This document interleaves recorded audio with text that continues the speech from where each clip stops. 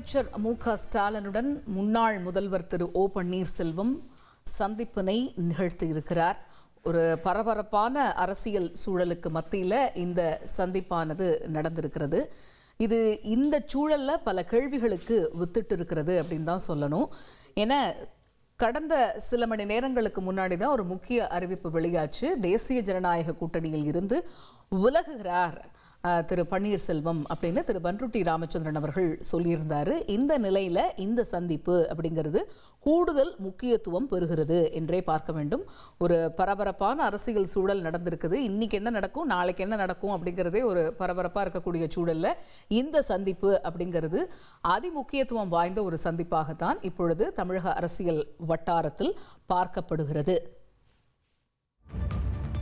கூடுதல் விவரங்களை அறிவோம். செய்தியாளர் பாஸ்கர் இணைகிறார். பாஸ்கர், இந்த தருணத்தில் இந்த சந்திப்பு அப்படிங்கிறது மிகுந்த முக்கியத்துவம் வாய்ந்ததாக தான் பார்க்கப்படுகிறது. இந்த சந்திப்பு பற்றிய விவரங்கள் என்ன? ஒரே நாள்ல தமிழக முதலமைச்சரை இரண்டாவது முறையாக முன்னாள் முதலமைச்சர் ஓ பன்னீர்செல்வம் அவர்கள் சந்தித்திருக்கார்.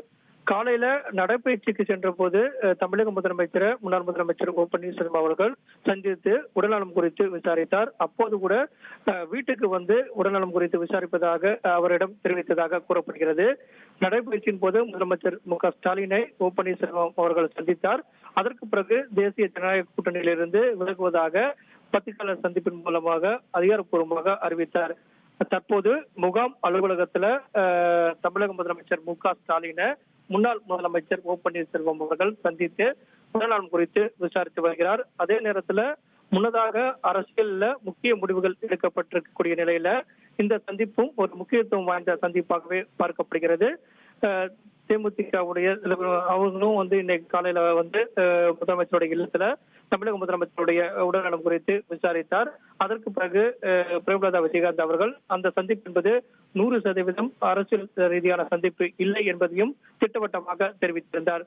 தற்போது மாற்று அணியிலிருந்து அரசியல் கட்சியிலிருந்து முன்னாள் முதலமைச்சர் அவர்கள் தமிழக முதலமைச்சரை சந்தித்து இரண்டாவது முறையாக உடல்நலம் குறித்து விசாரிப்பது என்பதும் அதே நேரத்தில் அரசியல் ரீதியான நகர்வுகள் நடைபெற்று வரக்கூடிய இந்த சந்திப்பும் என்பதும் ஒரு முக்கியத்துவம் வாய்ந்த சந்திப்பாகவே பார்க்கப்படுகிறது.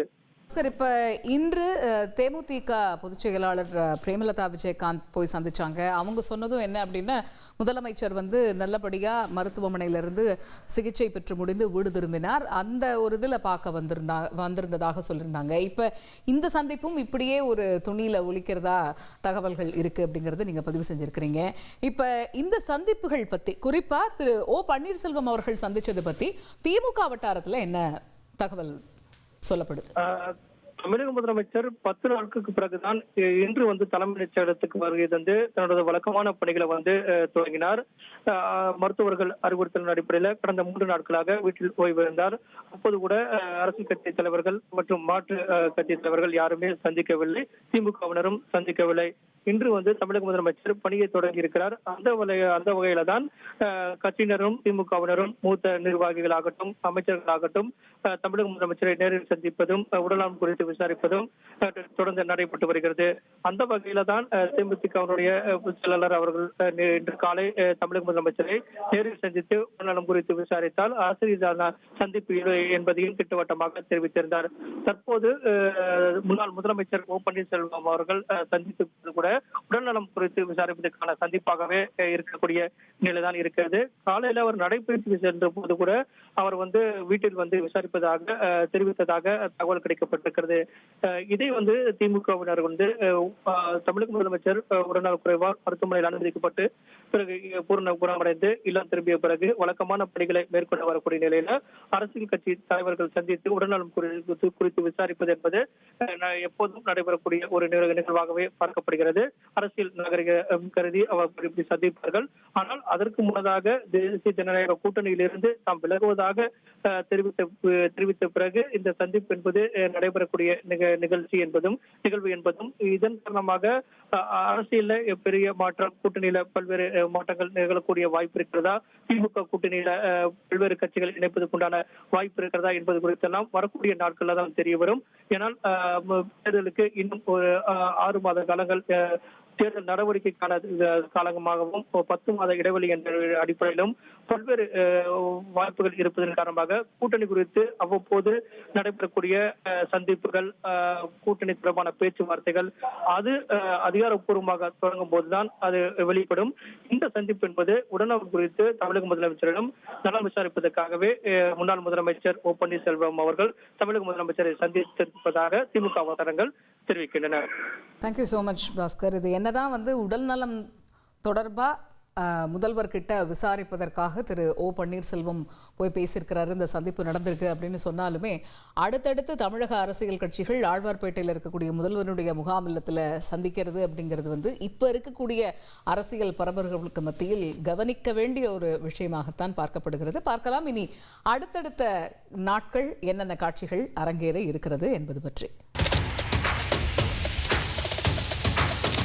அதிமுக்கிய விவரங்களை அனைவருக்கும் புரிய வைக்கும் பாட்காஸ்ட். தவிர்க்க முடியாத முதல் மக்கள் வளைகுடா நாடுகள் பிரான்சிஸுக்கு பிரியா சம்பவங்களை தேடி களத்திற்கே உங்களை அழைத்து செல்லும் ஸ்பாட்லைட். அங்க இருக்கக்கூடிய கள விவரங்கள் என்ன? அமலாக்கத்துறை கடந்த 5 வருஷமாவே சார் எனக்கு ரொம்ப பிடிக்கும் அவர் வர்றதுக்காக. எங்களுடைய நியாயமான கோரிக்கை. Even at the cost of stopping. பார்வையாளர்களையும் செய்திக்குள் பங்கெடுக்க செய்யும் மக்கள் குரல். 50 ரூபாய் எங்களுக்கு தண்ணிக்கு ஒரு தீர்வே இல்லங்க 10 வருஷமா. எங்களுக்கு சரியான ஒரு விடிவு கிடைக்கவில்லை. 60,000 ஏக்கருக்கு தான் கேட்கிறோம், பிச்சை கேட்கறாங்க. புத்தம் புதிதாக வித்தியாசமாக ஹெலிகாப்டர்களின் விபத்து என்ன படிக்கலாம்ன்றதுல பேரண்ட்ஸும் என்கரேஜ் பண்ணணும், ஸ்டூடெண்ட்ஸும் தேர்வு செஞ்சு.